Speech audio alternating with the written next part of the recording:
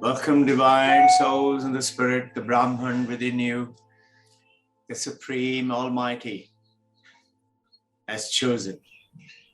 Everybody cannot get linked up to listen to or be in the ambience or the environment of Vedanta. It's only very few of the chosen ones who have been blessed to be a part of it. It is said in the Vedantic text by the great masters that when you have done a lot of good work in your life, current life, and those in the Vedantist and ancient Hinduism believe in the past life, good work in current life and past life, then you will have a lot of good life. Good, fun, enjoyment, loss of strife and struggle and the suffering, peaceful mind. When you've done even more good work, then along with that peaceful life and lack of strife and struggle and suffering, you will be introduced to spirituality. You will start search.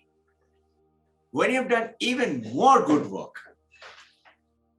then along with the spirituality, you will get connected to a group who believe in God and seekers of truth will become a group.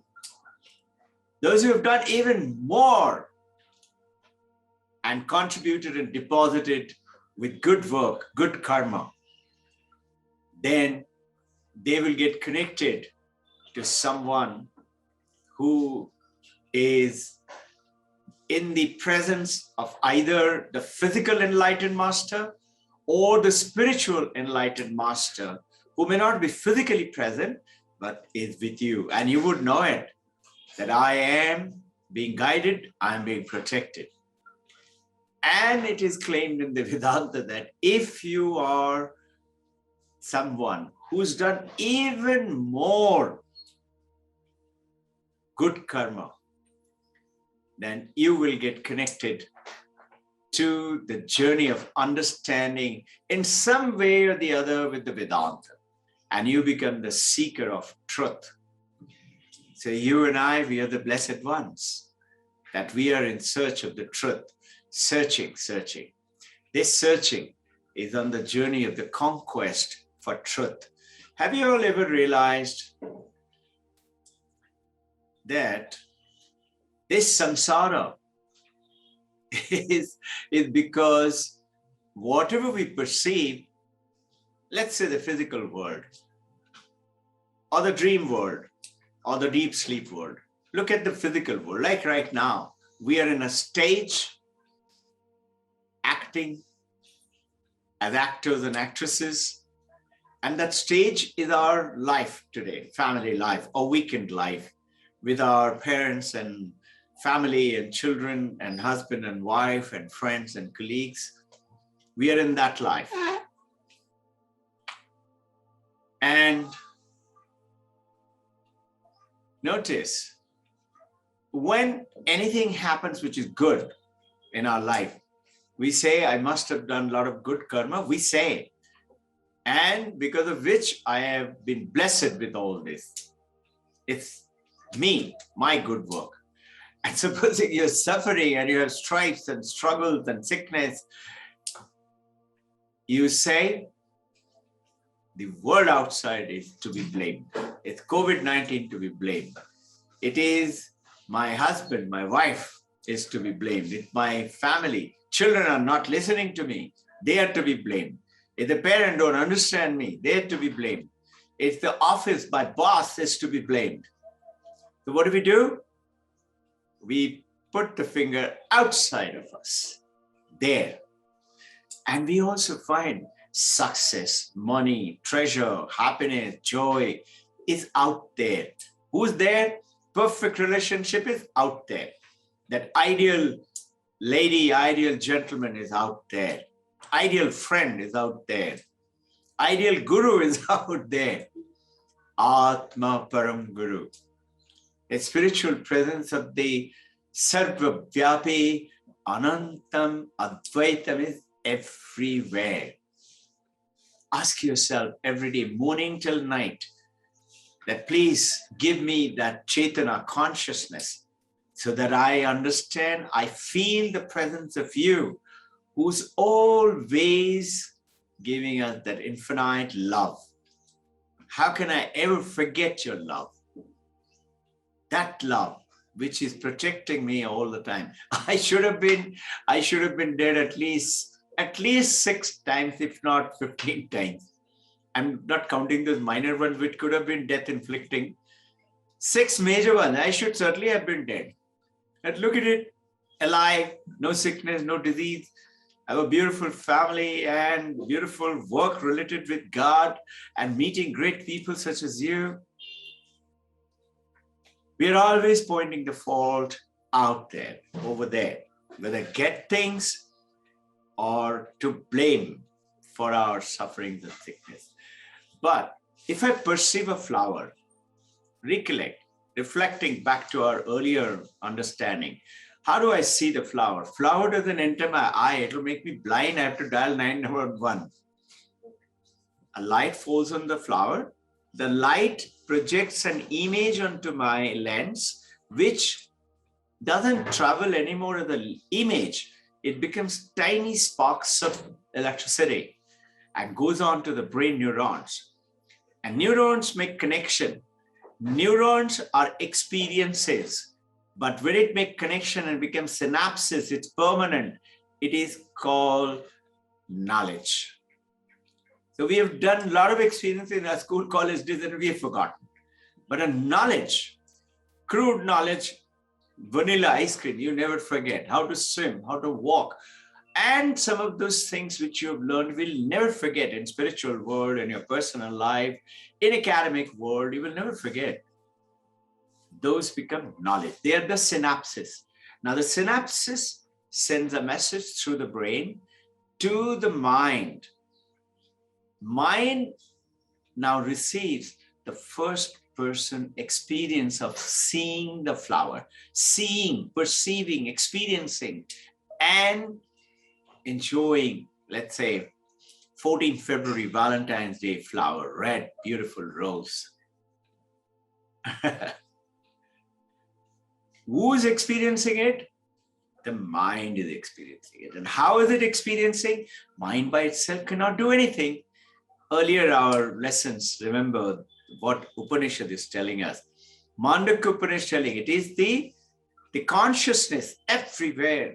Sarva Vyapi Anantam Advaitam is powering, giving tiny bit of reflective consciousness to the mind, because of which mind gets energized, like the sunlight to the moonlight.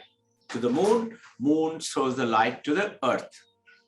So the mind now gets a first person experience because of the reflective consciousness, which is the tiny energy from the consciousness. But most importantly, the mind experiences first person experience. You go to Phoenix Mall, the door opens automatically. The door doesn't know I'm admitting a man, a woman, a Robin Ghosh, or who is it? But you said, wow, my Aroga Setu is worked, the passport for the vaccination is done, so I can enter. You feel exhilarated, you feel nice. That nice feeling is the first person experience. How does the mind do it?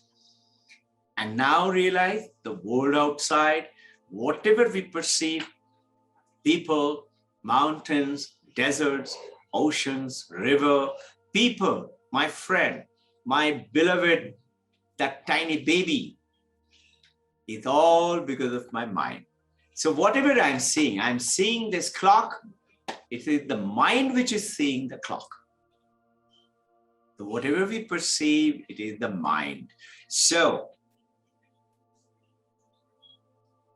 Manaso hi avani bhabe dvaitam naiva upalabdhate. Remember Mandukya Upanishad, dvaitam, the moment we are two, not Advaitam, not one alone.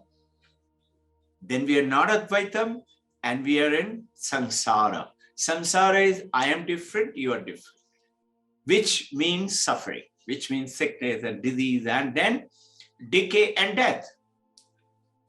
And that samsara comes, look carefully, because of our mind. And this is what Gaudapada is telling to the world. Shankaracharya's Guru's Guru. Guru Govindapada, Guru's Guru, Gaudapada, is saying, Manoso hi amani bhabi. The moment you reach that no mind state, Dvaitam naiva upalabdhati. You do not see two anymore. Samsara vanishes and you are one. All the waves in the ocean where you, me and everybody else, because we were saying, I'm the wave. And the moment you remove that mind, body and name, nama, rupa, Babuhara, name, form, and function.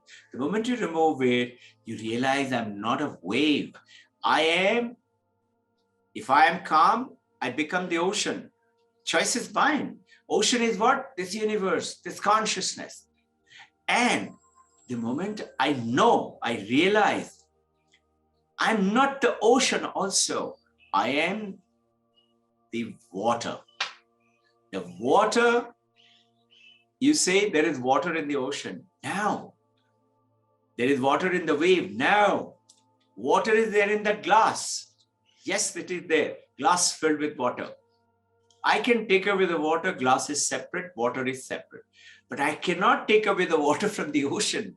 Water is the simile for the consciousness, which is Ishvara, Satyam, Jnanam, Anantam, Brahman. And what is that beautiful stotram we learned a few sessions back?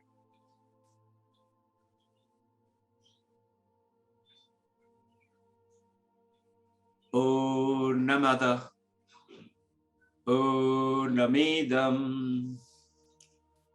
Purnat Purnamudachyate Purnasya Purnamevaya Purnameva Vashishyate.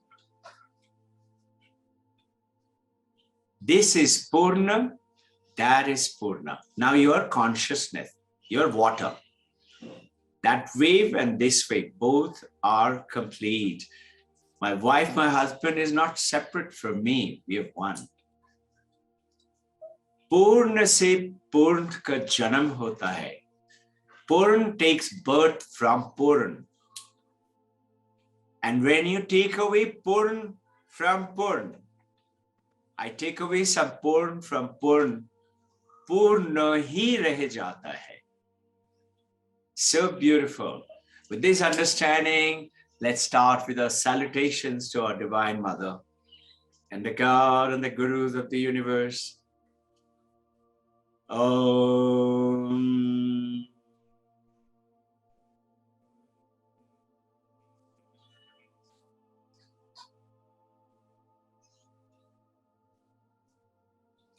Asato ma satgamaya, tamaso ma jyotirgamaya, mrityurma amritam gamaya. Om Shanti, Shanti, Shanti. May we receive the blessings of the Divine Mother, gods and gurus, Mahavatar Babaji, Kalpa Yogi, Deathless Master, of Krishna, Yogakshema Vaham Vaham, Brahma Vishnu Maheshwara, Gurus of the universe, our beloved Gurudev Paramahamsa Yogananda Yukteswar Giri Lahiri Masa, Swami Sri Vivekananda, Holy Mother Sharada Paramahamsa Ramakrishna. May we all be blessed to acquire and learn and understand Vedanta and make it an integral part of our own self. Jai Guru. We proceed. Today we have some beautiful understandings. So we are going to continue with the meditation, and before the meditation, we will do the understanding and the purpose of the Sermon of the Mount. Now, the great masters and the disciples are like something like an elephant. Elephant have two sets of teeth. One is that big tusk with which they deal with the world outside, moving trees or rocks or picking up huge logs or fight. And the other is the inside teeth with which they eat and with which they serve their spiritual requirement. So the great masters, Jesus Christ, Paramahamsa, Ramana Maharshi, Ramakrishna, Yogananda, and Buddha, Mahavir Jain, Guru Nanak, Muhammad, all of them, they used to do this. They do this in isolation. They will call a few of their favorite disciples and they will give them very specialized message. The Jesus Christ in Jerusalem, in Israel, I'll give you more of such intricacies. Right now, we'll make it very simple. He goes ahead and gives the very special sermon. Now, these sermons came from Jesus, and generally, the church goes ahead and says that these are meant, especially the Catholic Church, only for the senior members of the monastery who are supposed to be learning from them and elevating themselves to witness the God. Whereas the world, and particularly in India, we all perceive that the Sermon of the Mount is for the universal use, and it is for you to experience God in this life alone. Now, before I continue with the Sermon of the Mount, I'd like to deal with first a question came from Achala, and Achala's question goes on to say, when the light comes into our body during meditation, usually it happens, how long does it stay? Very nice experience, Achala, if you're around, that you're experiencing this light. Couple of things in this. You will have many mystical experiences as you proceed. Mystical experiences tell you, you will hear, remember, uncreated light is this light. This light is not because of some electrical supply. It is an uncreated light. Then uncreated sound. Pranava Dhvani. This is Ahat. I'm striking. Ahat, I'm striking to make the sound. I strike the table to make the sound. Anahat is Pranava Dhvani, without striking. And this is what you do in Omkar meditation. You are getting connected to that, listening to the sound from within. Now, these mystical experiences tell you that you're on the right track, that you're experiencing, you're purifying your mind, you're getting connected to the astral world. But the mark of caution, do not wait to experience them.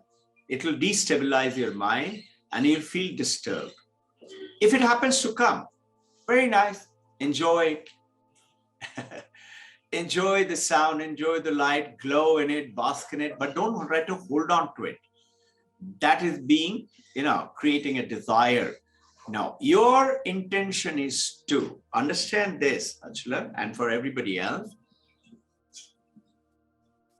is not to experience that light, but to have the knowledge that I am that light. That Aham Brahmasmi, I am the Supreme Consciousness. That consciousness is the light. And that light will engulf you completely. Now, how long does it stay? Your question. It stays depending on your frame of mind. You, from the others, depending on the past karma, depending on the intensity of tapasya, sadhana, depending on how tranquil and calm are you feeling. It also has various colors, and those colors also depend on the frames of your mind. But there is a simple, very small but, that you alone, same person, not another person, that difference of the karma and things like that, same person may experience the light on different time, different days, and it will sustain for a different time. There is no laid down limit to it, but there is a beautiful laid down experience you gain, mystical experience, when you become the light. Then you see the light with your eyes open, with your eyes closed, and not only on the meditation. This is the famous statement when Kabir is telling, how can it be God that I can see only God when I close my eyes? He's saying, Khule nayan pe dekho saas ko. Should be able to see this light, which is light is our consciousness. Should be able to see it anytime, everywhere, throughout the day.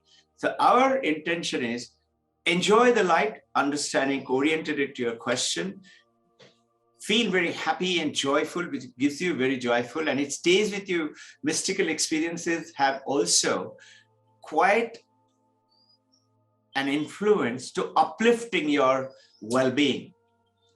So enjoy that well-being. At the same time, do not crave for it. Do not say it. It used to happen right at the beginning. Sometime I would visualize great masters, Krishna, Divine Mother. I will visualize. I'll see it in my meditation. And next time when I didn't see, and I used to say, why am I not seeing something? I must be doing something wrong. No, it is not that. Yours is not to see something. Yours is to become. Remember, waking, dreaming, being. Ours is that being part. We have to become who we are. So who am I is the question, and become who we are. In this journey, eventual journey, when you see all great masters have a divine light all around them. That's the light status in the journey for you and me. This is the enlightened. That is what it means. Who is the enlightened? The one who knows. Buddha means the one who knows. You will attain that status. So journey is towards becoming that light itself. We'll proceed. Should it have some more doubt, please do not hesitate to ask any question, anyone. Now, this the famous story of Prahlada, Narasimha Avatar, and Hiranyakashipu. Remember that little boy, the Asura, Hiranyakashipu's boy, was totally in love with God. And despite father and everybody else telling him, born in a demon king's house, and he says he will not talk about Vishnu. And he's in absolute love with Vishnu. So then one day the father raging, he was at that time mightiest of the mighty, Asura king, commanding the heaven, the earth, and the so-called the Patal, Naraka. He asks, where is this God? Is he there in this pillar? And he said, yes, he is there. And the pillar was broken. And while listening to this story, Ramakrishna Paramahamsa, in one of the play where this play was being done, he started crying. So the great monks said, he started crying because the God's love for you and me can never be destroyed. The love for you and love for God, from you to God and God to you, can never be destroyed. It is always there. You and I may forget about it. There are many, huge number of people are roaming around. They don't even want to hear the name God. Poor people, pray for them. They've forgotten, and they put God is out there in the mosque, in the church, in the temple. And God is within. God is everywhere. God is in the person right in front of you, next to you, everywhere. This is what it means. God is everywhere. You know, Sri Ramakrishna was weeping when he heard, because that he is considered like, many, not just avatar, not just Messiah, messenger, but the God incarnated himself, not just avatar, but the God incarnate himself and presented himself. So many senior monks in Ramakrishna order say that he remembered that boy. He says, once you grow old, you get aged, you decay, and then you die. You say, people soon will forget about you, but God never forgets you. God will come to hold your hand, and God will remember you those times when you are in trouble, when you are in suffering. You know, Saint Teresa,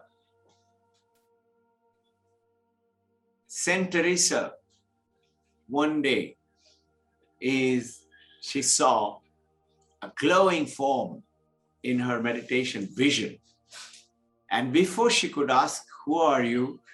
This form asked her, who are you? So Saint Teresa said, I'm Teresa of Jesus. Who are you? And this form said, I am Jesus of Teresa. Never forgotten. Teresa, Jesus. You know,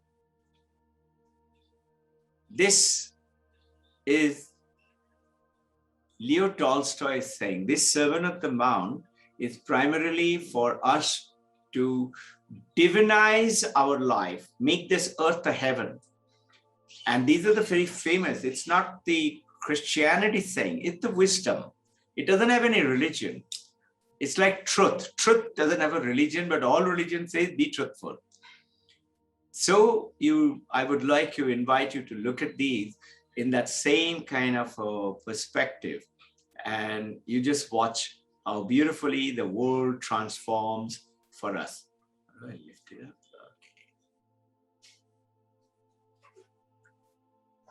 Okay.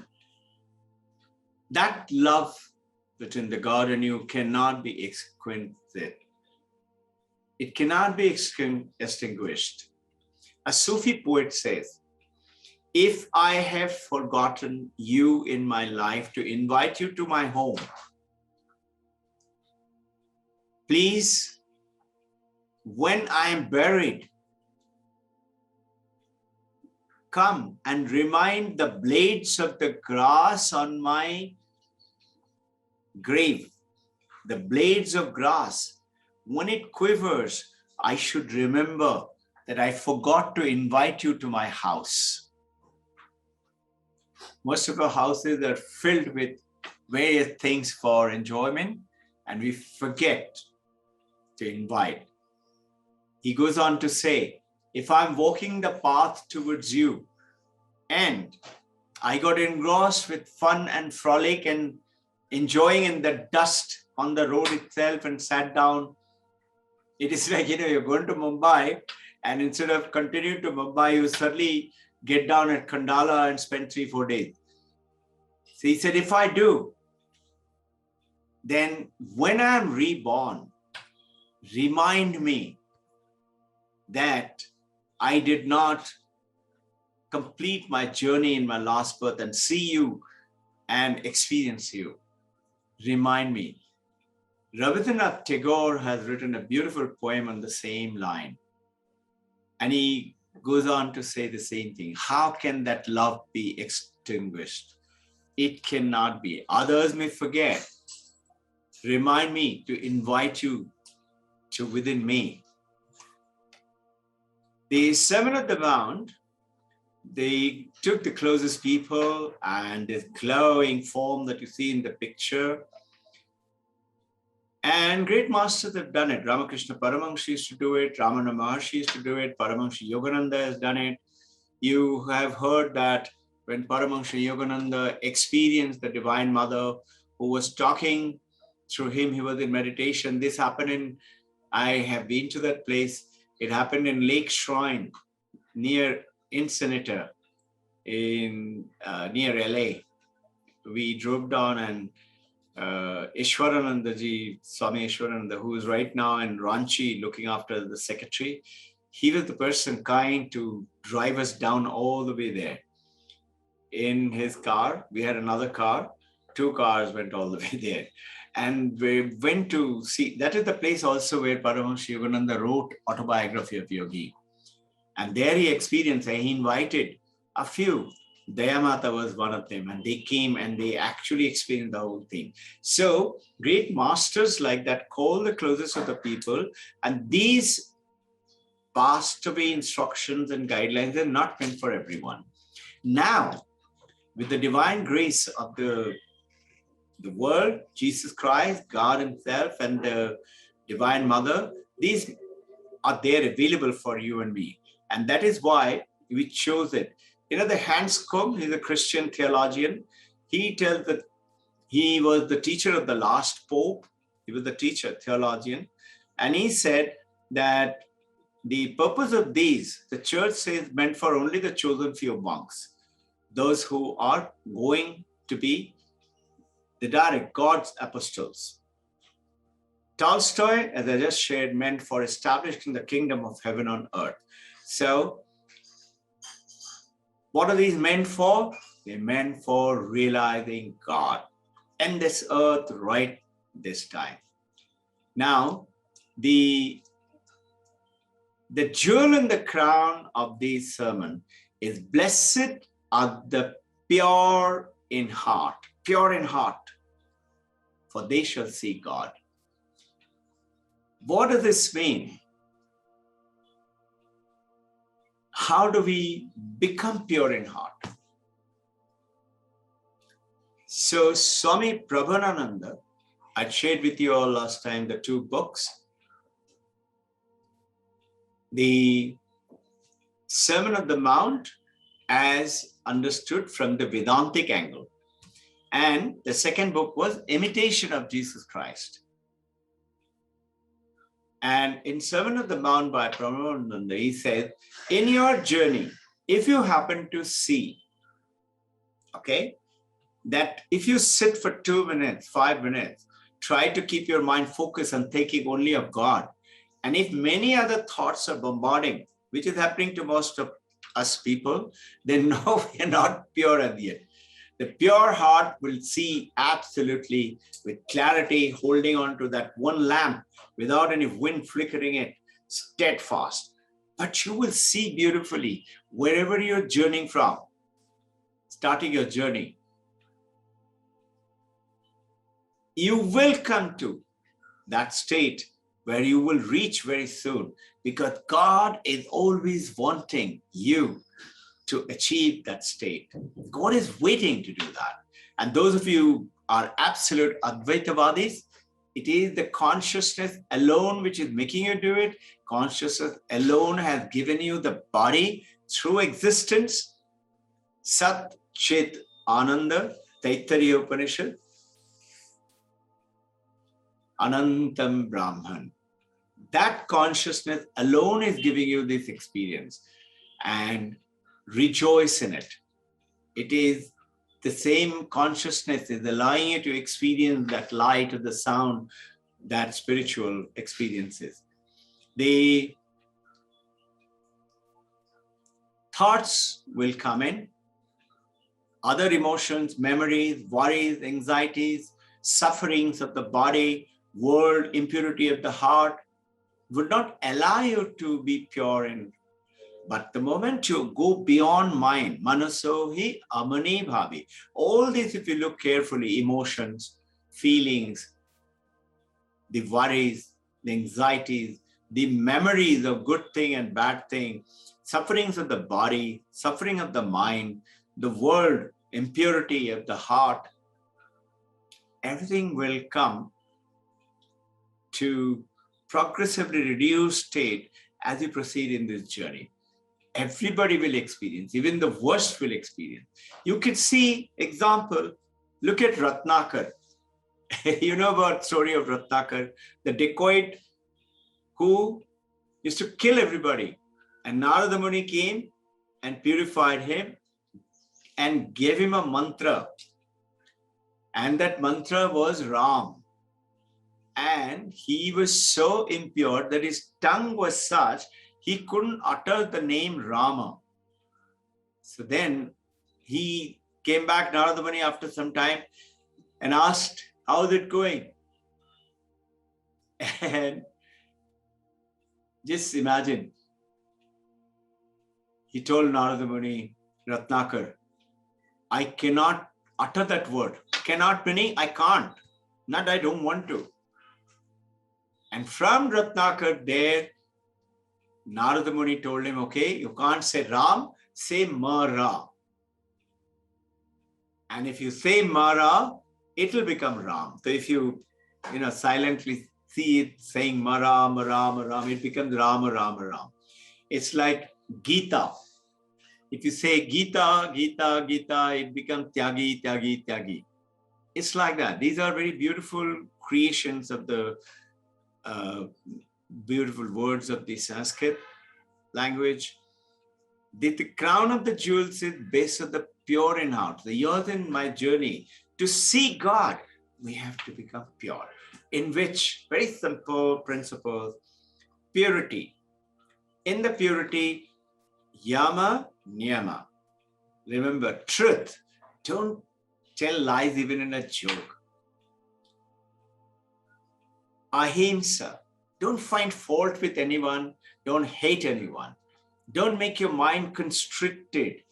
If I create fire in my heart of hatred or anger or jealousy, yes, I'm throwing it out to the outside like a volcano, but just imagine, I am burning inside my heart with that same fire, isn't it? My life will be miserable. If you all try, sometime when you have got angry, just see who is feeling miserable. You are the one. For days together, you will keep on thinking, I said this, and this is what she said, and this is what he said, and this is what I replied, and how could she or how could he, and how it goes on in your mind. And you say fault is there. Fault is out there. So, beautiful. Satya, ahimsa, brahmacharya. Don't abstain from purity. Hold on to the purity. Brahma me acharo is brahmacharya.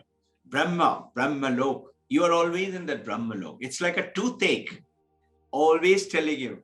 It's like that. You're always remembering God and the Divine Mother and the Gurus. Whatever you're doing, whatever action you do, you give it to God and do. You're starting the talk, give it to God and tell God, you talk through me. You're starting a work, starting a study, starting an exam, starting a restaurant to eat food, give it to God. Starting an experience, give it to God.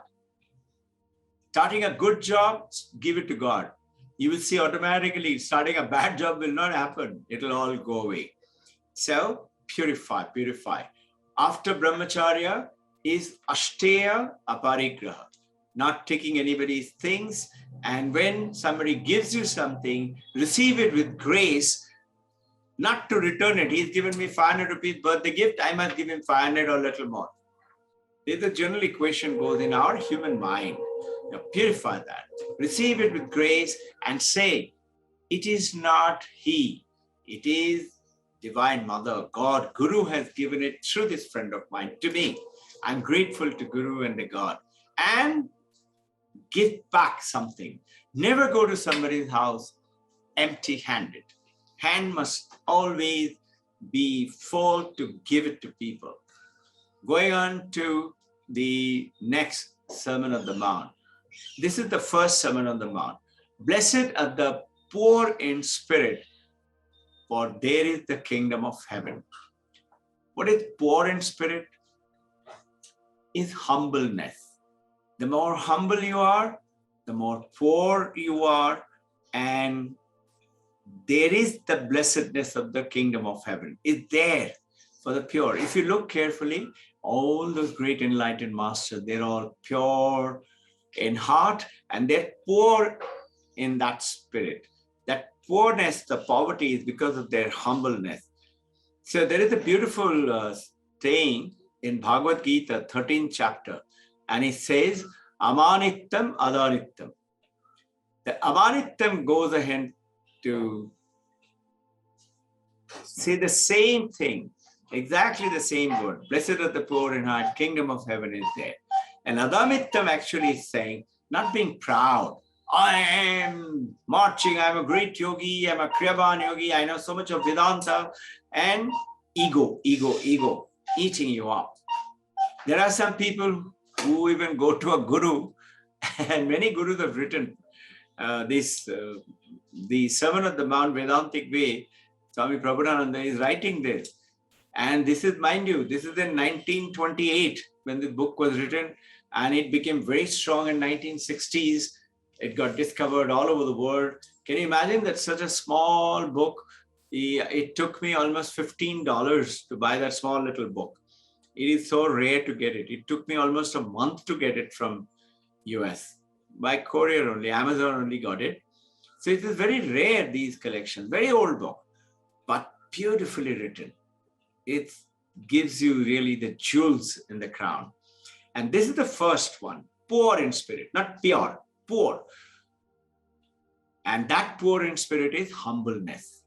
And this humbleness automatically takes you to the true understanding of God.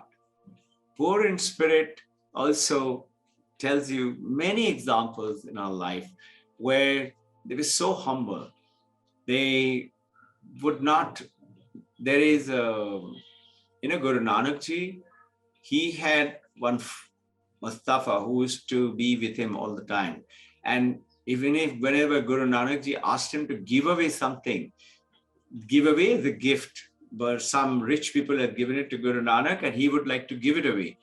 And he used to tell Mustafa, and Mustafa would not give it like this. He would give it by looking away like that. So somebody asked him, why are you doing like that? He said, I feel ashamed. This is actually the Lord, which is being given through the Guru. And I am just the carrier. I'm just the, like you and I say, no, we are the postman, we are Amazon.com delivery guy. We are just the delivery guy. And we are delighted, we are blessed that you and I could experience this world. It is certainly a great work that is evident. Certainly you will find that the pride of learning, pride of youth, pride of beauty, pride of health, pride of money, pride of status, everything will go shattering off and you will find that you're being relieved. We rise above that. I am so-and-so's disciple. You are not. I am being guided correctly. I've done well in my studies. These are all, certainly we have done some good work if I'm doing good in studies.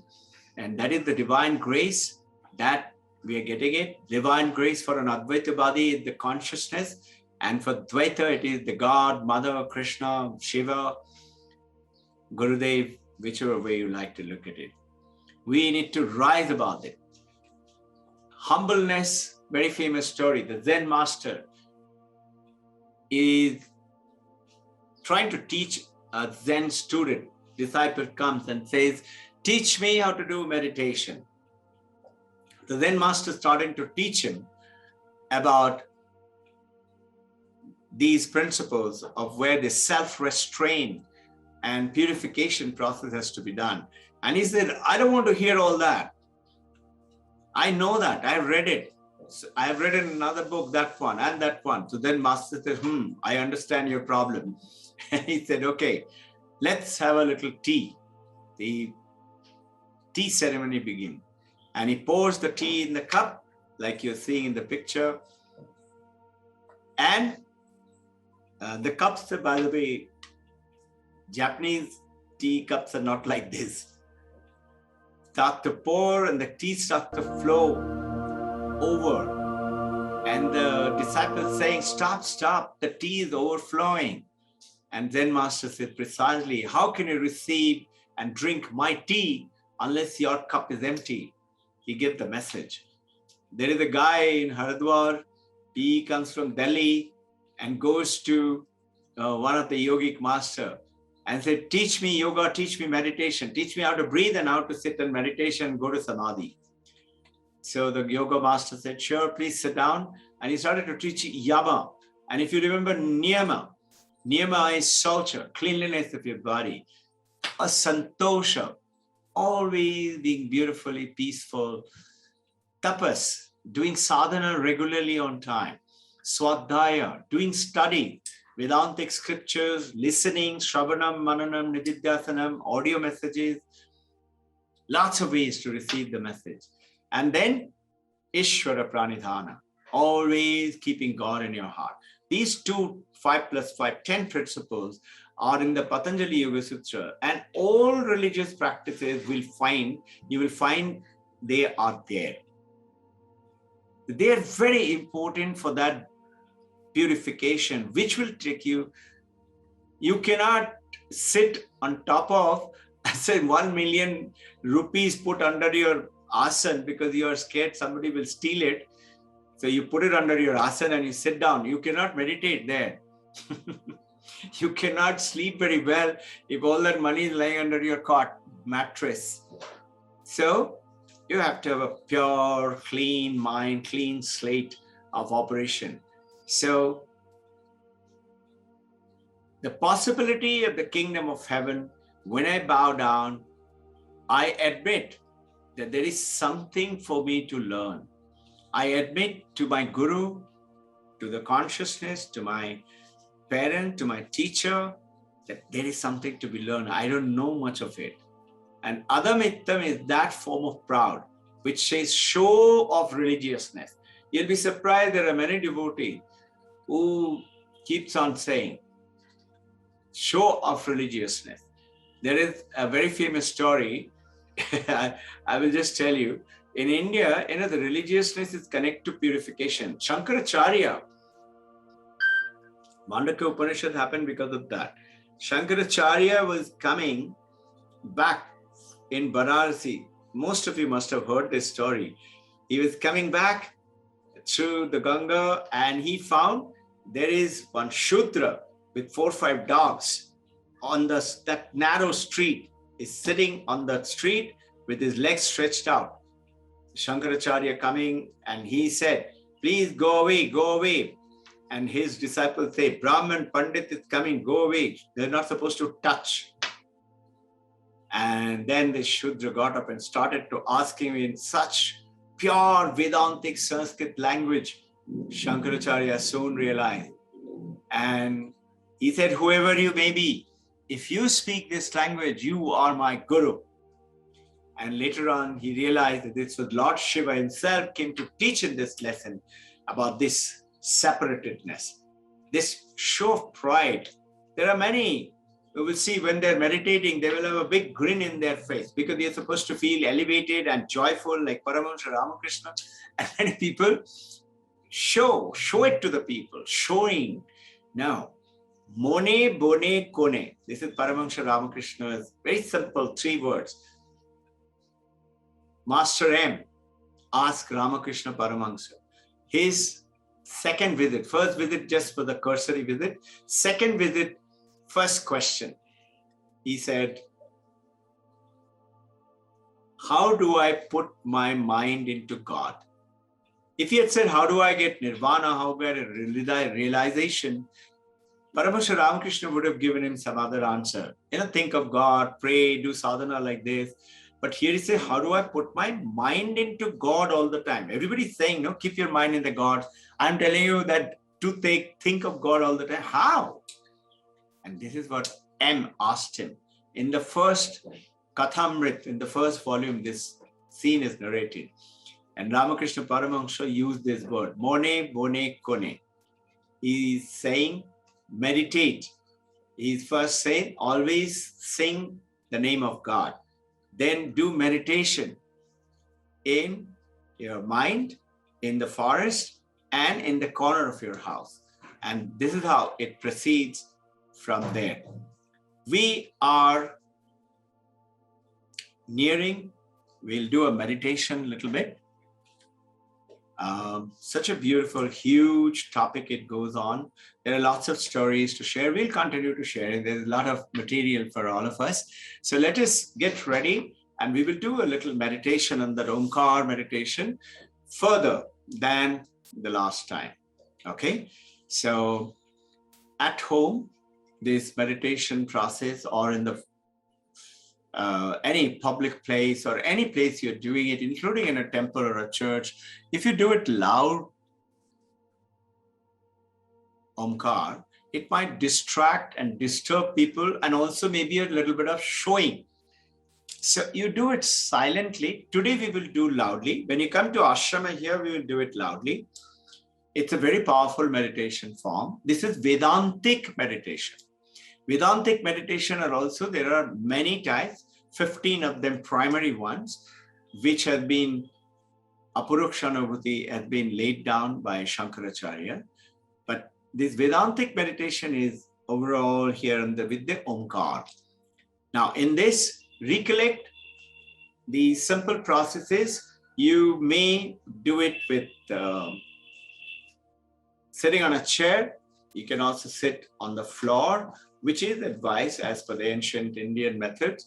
And in the floor, when you're sitting down, you should be doing it with your legs crossed, right over left, palm crossed, back is straight, shoulders pulled back. Feel that stretch in the chest, pull back in the chest. This helps for you to focus. Chin not down. Many people tend to sit with the chin down, or during the meditation go down into sleep. If you keep the chin down, it will tend to put you to sleep. Chin up, sit like a lion. Vivekananda used to say, sit like a lion, like a tiger. You notice how the lions sit with the chin up. Lion King, must we see that picture?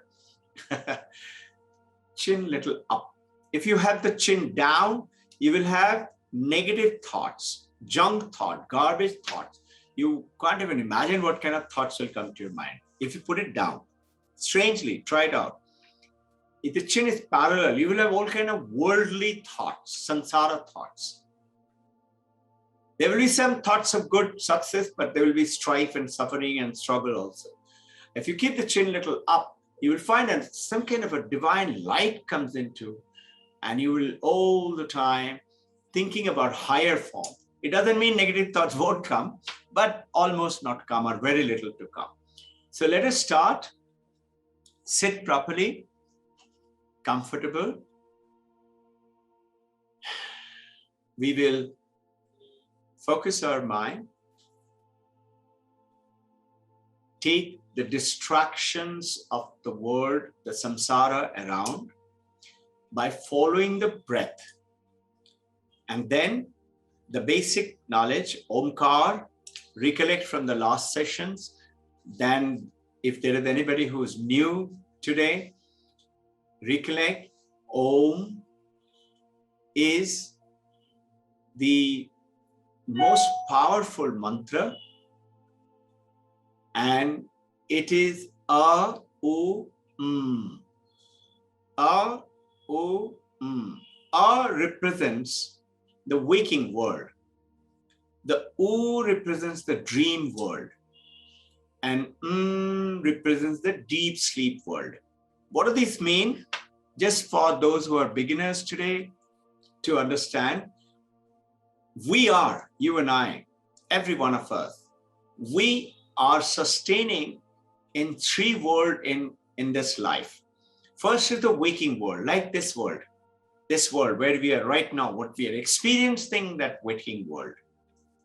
And then we sustain into, we go off to sleep and we dream into the dream world.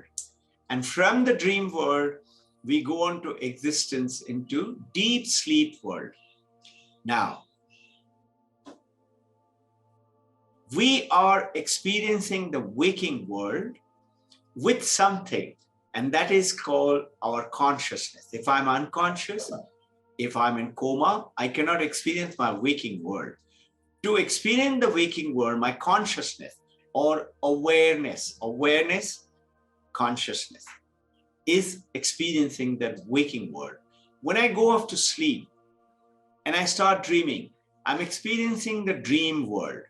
The waking world is filled with all suffering, struggle, strife, sickness, and success, all put together.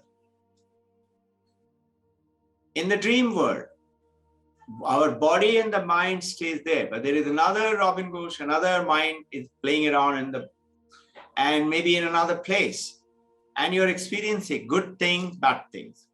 That is the dream world experience. And so you're experiencing the waking world, experiencing the dream world with the consciousness, with the awareness. And then you're experiencing the deep sleep world.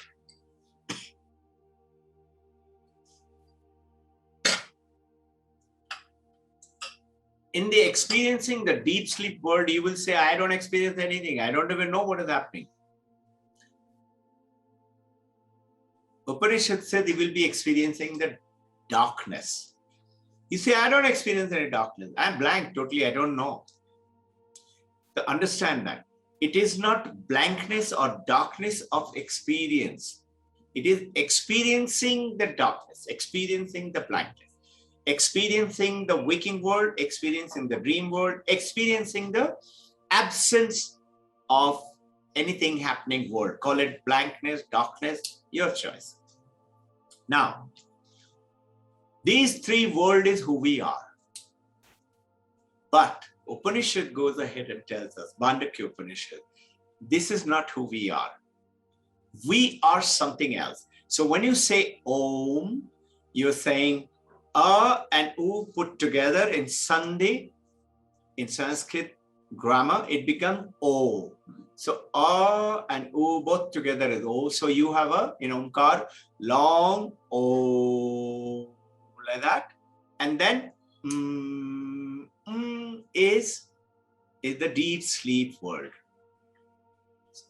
And then before you start the next Omkar, you take a deep breath and you take a silence. You observe that silence. That silence is called the fourth, counting from waking, dreaming, deep sleep. And as per those who are beginner but understand, it is called Turiya. Turiya is fourth and says this waking, dreaming, and deep sleep is Maya. It is not real. Like the waves and the ocean is not real. Real is the water. It is this body, nama form, nama rupa bhavahara, name, form, and action is not real. It is that consciousness which is real. You're experiencing this world. Wave is experiencing the world. The gold is experiencing various ornaments, but the reality is the gold. So, experiencing this Turiya. What is Turiya? Is silence, is consciousness, is awareness. And it is that light.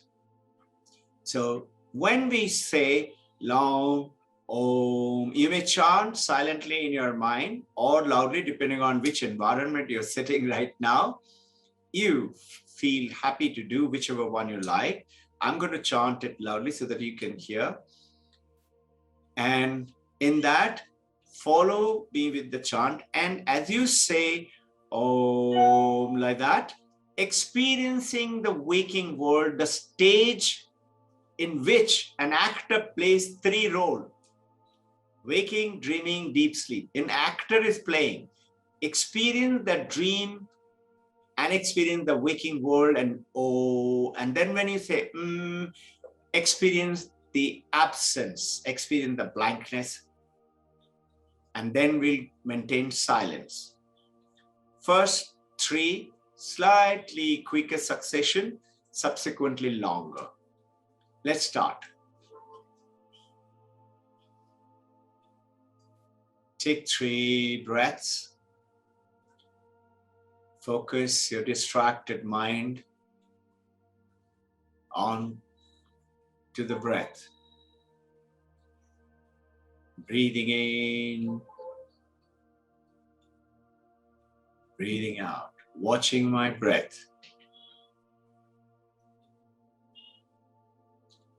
Breathing in, breathing out. Watching my breath, seeking the blessings of the Gurus, Divine Mother, God, Babaji, Krishna. Third breath.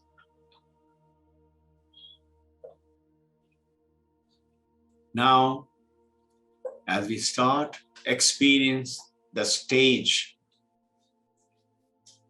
that we are playing every day. Oh.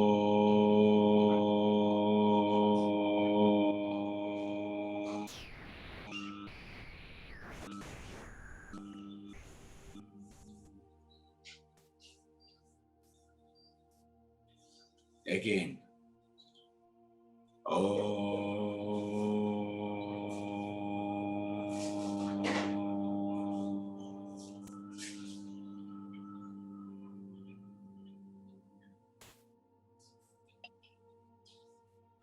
Again. Yes, sir.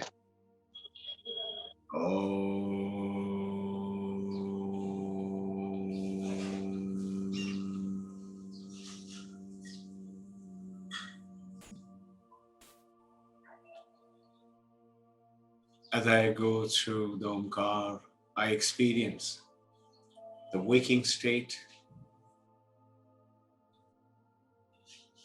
the experience of the waking state with my members and the family and my work, and then the dream state as we go into ooh, and then experiencing the darkness of silence.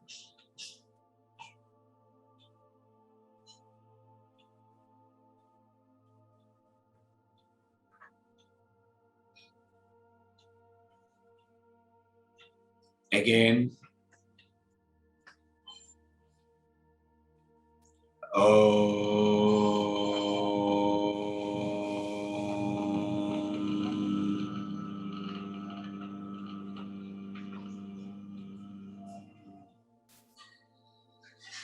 silence.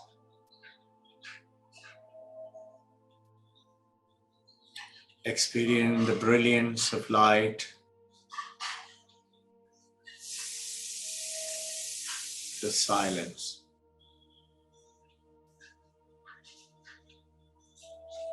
Again.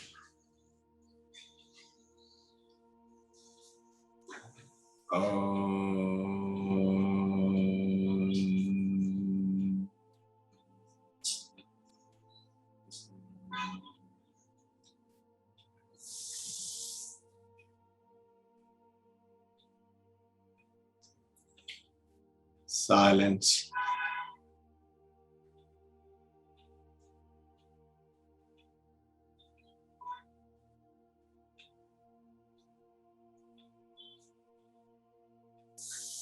I experience the waking world, the strife, the struggle, the suffering, the sickness, the success is of the body, is of the name. I am untouched, I am the eternal.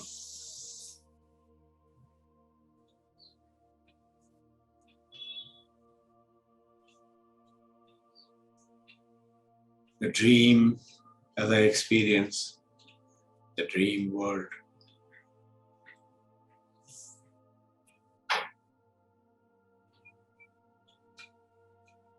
is my awareness with which I experience the dream, the waking, and the deep sleep. Again. Oh.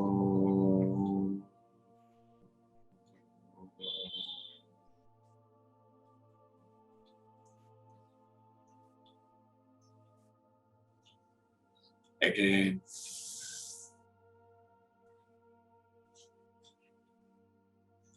Om.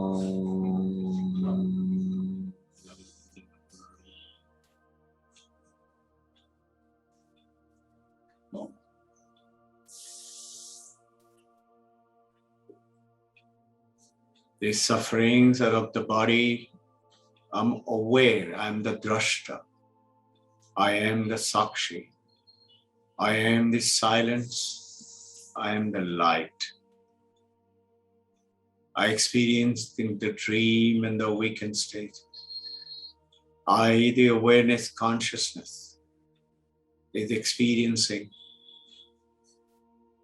the absence of experience and the deep sleep.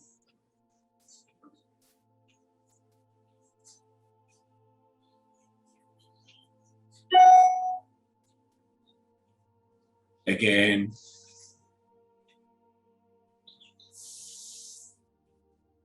Om.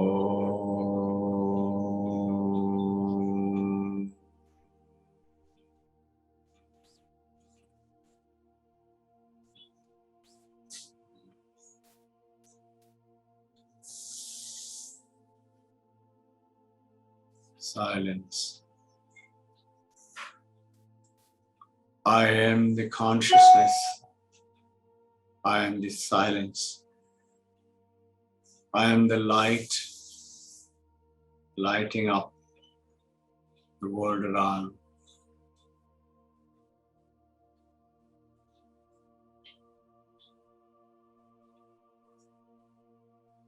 I am the seer. I'm unattached. I am the drashta. This world outside, this earth, this universe, a body and the mind, even before it was created, I was there. I participated in creating this world.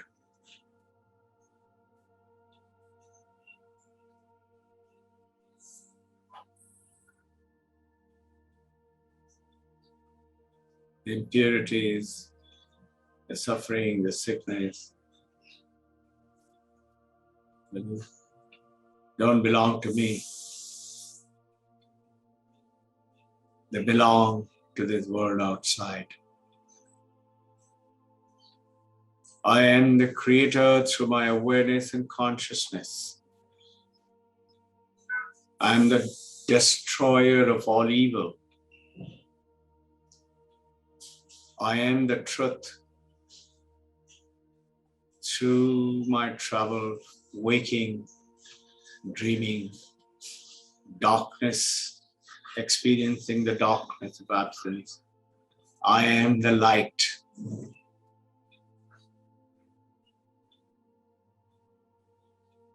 Again,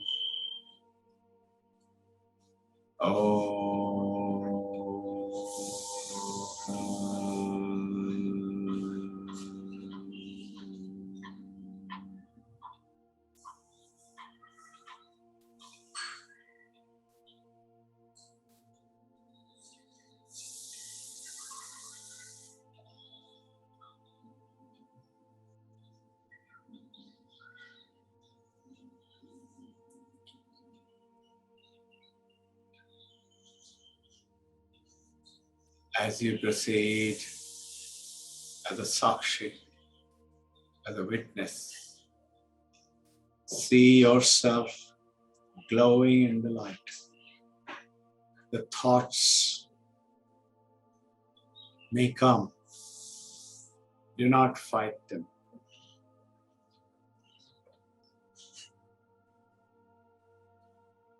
Thoughts come as a britti in the lake of the mind. Put the light of the consciousness on that thought. If one thought fades away, another comes. Place the light on that. You would soon experience the numbers of thought will start to reduce and we can become less and less. You are reaching Abani Bhavi. Mind is becoming no mind.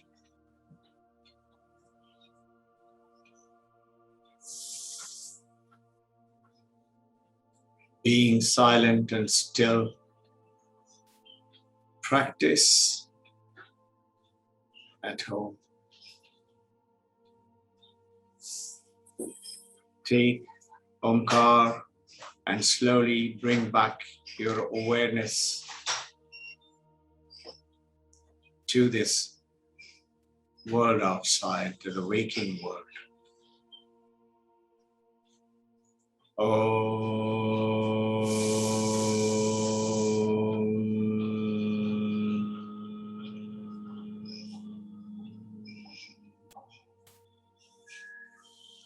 As you're bringing your awareness, consciousness to play the role of the waker,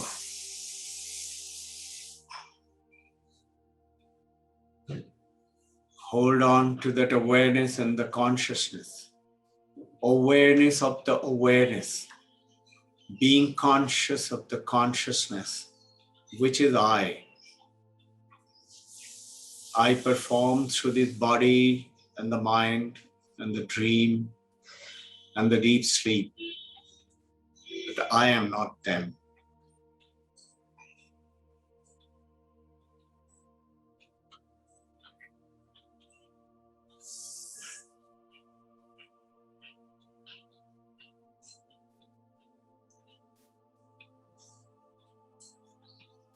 Slowly coming into awakened state. Rub your palm and open your eyes on the palm, keeping the awareness with you. I'm not this body. I'm not this name. I'm not the awakened dream or the deep sleep. It is the three actors or actor playing 1-3 roles in the stage of life of waking, dreaming, deep sleep. But I am that. I was there even before this universe started. I will be there as the consciousness even when this body dies. The body will age, decay, and death would come. But I would remain. Body may get cremated. I am that which is unattached.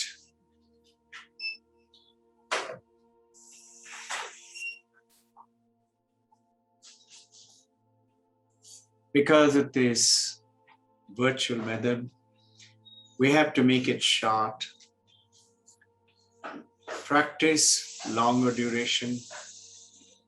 Minimum should be 30 minutes. Preferably increase it as you get the light from within. You will feel different. And you will find that calmness, that blessed, blissful feeling, that smile would shine in your eyes and your face all the time. With prayers, Om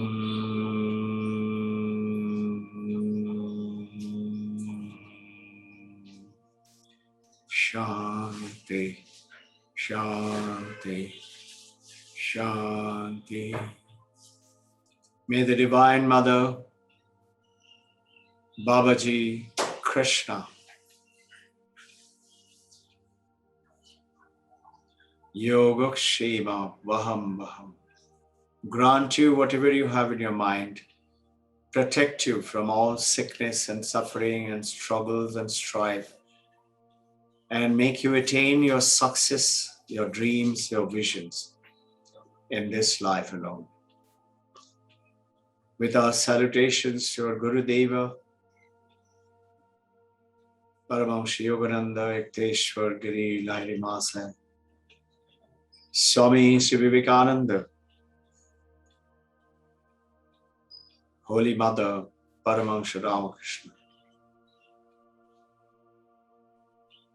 My pranams to each one of you as the Brahman, as the light, as oneness and not separatedness. Jai Guru. Do you have any question? Do go ahead, write, talk, and do some studies and practice those 10 principles. And when you go into this Avani Bhavi, it is talking about to become Dvaitam Naiva Upalaptate, is to follow those truth, purity,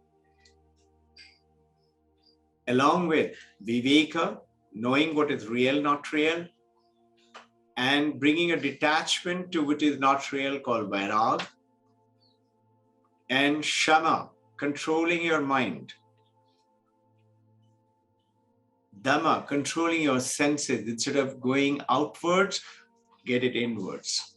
Uparati, controlling, getting inwards instead of going outwards.